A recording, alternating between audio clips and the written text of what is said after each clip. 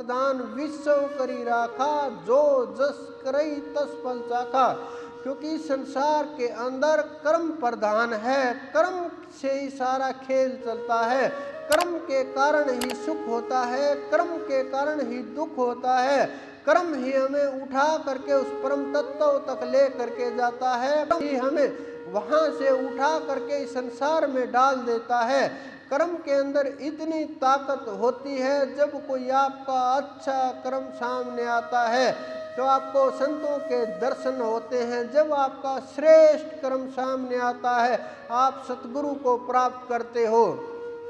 अगर आपने 10 साल खोज के बाद भी, 20 साल खोज के बाद, 40 साल खोज के बाद, 50 साल खोज के बाद भी अगर आपने सच्चे संत को प्राप्त कर लिया, पूर्ण गुरु को प्राप्त कर लिया, तो ये आपकी इससे बड़ी उपलब्धि इस संसार के अंदर नहीं हो सकती।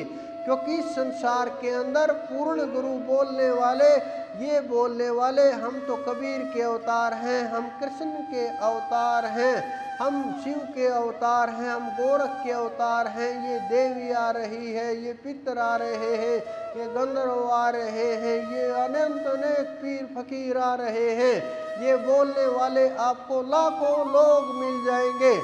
लेकिन जो सच्चे संत होते हैं वो आपको इतना आसानी से उपलब्ध नहीं होंगे। अगर उपलब्ध हो जाएंगे आप उनकी पहचान नहीं कर पाओगे, क्योंकि उनकी ताकत, उनका खेल, उनका अलग ही चाल होती है।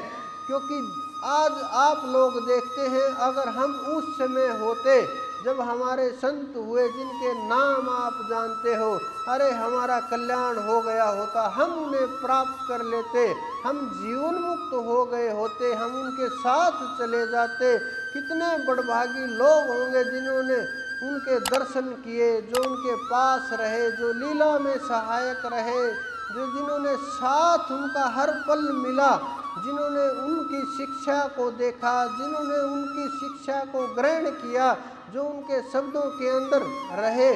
हम भी उन्हीं उसी प्रकार से कल्याण हो गया होता, हम क्यों इस मृत्यु लोक में भटकते। लेकिन ये बोलना आसान है, उस रास्ते के ऊपर चलना आसान नहीं है। क्योंकि उस समय के लोग अपने जो पहले अवतार हुए, पहले संत हुए, उनके बारे में यही बोलते थे कि अगर वो होते तो हम तैर गए होते। क्योंकि समय का जो संत होता है, समय का जो सद्गुरु होता है, समय के जो सिद्ध होते हैं वही रास्ता दिखाते हैं। जब परमात्मा इस सृष्टि की रचना करता है, जब परमात्मा इस सृष्टि का खेल शुरू करता है, उसी समय साथ साथ में ये रचनाएं भी कर देता है। संतों के रूप में, अवतारों के रूप में वो भेज देता है अपने इस धरा के ऊपर संदेश वाहकों को, जो संदेश दे करके जीवों का कल्याण करते हैं, मार्ग दिखाते हैं, उस परमात्मा तक पहुंचाते हैं। लेकिन हम उन संतों की दिखाई हुई राह के ऊपर ना चल करके भ्रम के अंदर भटके हुए जीव और इस संसार के अंदर काम, क्रोध, मद, लोभ, मोह के अंदर बुरी तरह फंस जाते हैं। क्योंकि इतना बुरी तरह से आपको सब कुछ सजा सजा करके सौंपा जाता है, आप उसके अंदर भ्रम में पड़ जाते हैं। क्या ये हमारे संत बोल के गए वो सही थे, या जो ये हम कर रहे हैं ये सही था? क्योंकि उस गंध को, उस मैले को आपको इतनी अच्छी तरह से सजा करके पेश किया जाता है कि भ्रम हो जाता है। क्योंकि जिस प्रकार से बहुत लोग, आपके अंदर भी कुछ लोग बैठे हैं, शराब पीते होंगे, लेकिन शराब के जब आप अस्तित्व के ऊपर जाओगे, कहाँ से बनना शुरू हुई, किस प्रकार से तैयार हुई, देखो आप कितने कीड़े मारे जाते हैं, किस प्रकार से कितनी हत्याएं होती हैं, कैसे उनको जला जला करके निकाला जाता है। वो कुछ भी दिखाई नहीं देता, दिखाई बस एक ही चीज़ देती है, नशा, और उसका टेस्ट, स्वाद, उसी के अंदर फंस जाते हैं। इसी प्रकार से मांसाहार करने वाले लोग हैं, उनको सजा सजा के परोस परोस करके दिया जाता है बड़ा अच्छी तरह से केवल मात्र इस जीवा के स्वाद के लिए, इस जीवा के टेस्ट के लिए हम कितने जीवों की हत्याएं कर देते हैं, कितने जीवों को गला उतार देते हैं, कितने जीवों से इस जीव का, इस शरीर का पेट भर लेते हैं। क्या हासिल होगा? क्या आप मोक्ष के मार्ग पर चल पाओगे? क्या आप परमात्मा तक पहुंच पाओगे? क्या कल्याण हो पाएगा? आप सपने में भी मत सोचना कि हम किसी का बुरा करके, किसी की निंदा करके, किसी की चुगली करके, किसी की बुराई करके, जीव हत्या करके, किसी के अंदर हम किसी भी प्रकार के परेशानी पैदा करके हम सुखी रह पाएंगे। इस जीव के अंदर जो ताकत होती है वो उस परम तत्व की होती है, परमात्मा की होती है। जब ये जागृत होती है उसके लिए हमें आधार बनाना होता है। ये तो पहली सीढ़ी होगी कि हम इन चीज़ों से ऊपर उठ करके ध्यान की ओर बढ़ें, एक एक कदम बड़े सोच समझ के रखें, एक एक फैसला सोच समझ करके रखें। क्योंकि इस शरीर के पालन पोषण के लिए अगर आप इस प्रकार से जीवों को काटते चले गए, जीवों को मार मार करके खाते चले गए, तो उस परमात्मा तक कभी नहीं पहुंच पाओगे। इसी संसार के अंदर फंसे रहोगे, उस परम तत्व, उस अनंत तक नहीं पहुंच पाओगे। क्योंकि मैंने बहुत पुस्तकों का गहरे से अध्ययन किया, बहुत लोगों से हम मिले, क्योंकि जिनको आप पूजा करते हो वेदों से लेकर के ग्रंथों तक हमने बड़ी गहराई से खोज की कि कहाँ किसने क्या लिख रखा है, क्या शब्द लिख रखा है।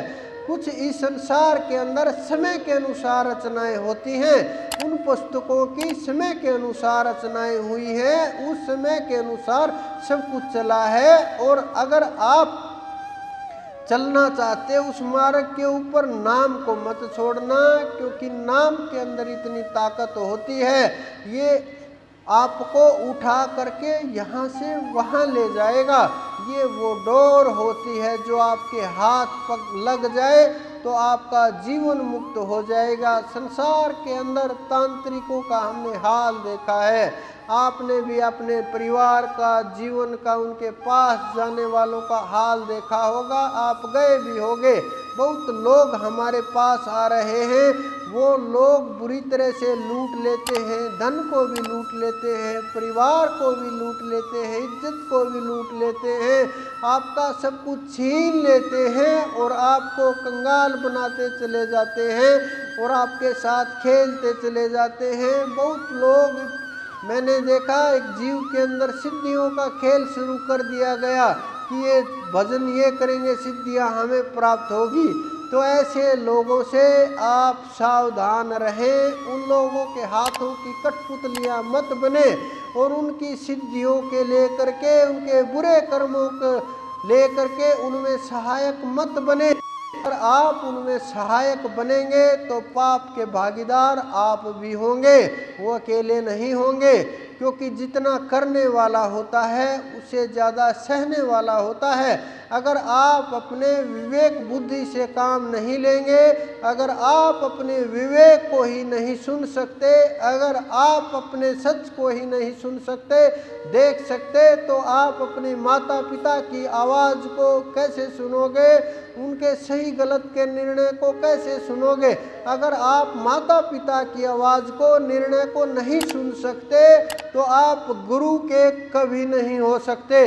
क्योंकि जब जो आदमी बोल ही नहीं सकता, सह ही नहीं सकता, शब्द की मार बर्दाश्त ही नहीं कर सकता, रास्ते के ऊपर चल नहीं सकता, जो भजन नहीं कर सकता, भक्ति ध्यान नहीं कर सकता, सुमरण नहीं कर सकता और उसके दिखाए मार्ग के ऊपर आगे नहीं बढ़ सकता, वो किस प्रकार से उस परम तत्व तक पहुंच सकता है।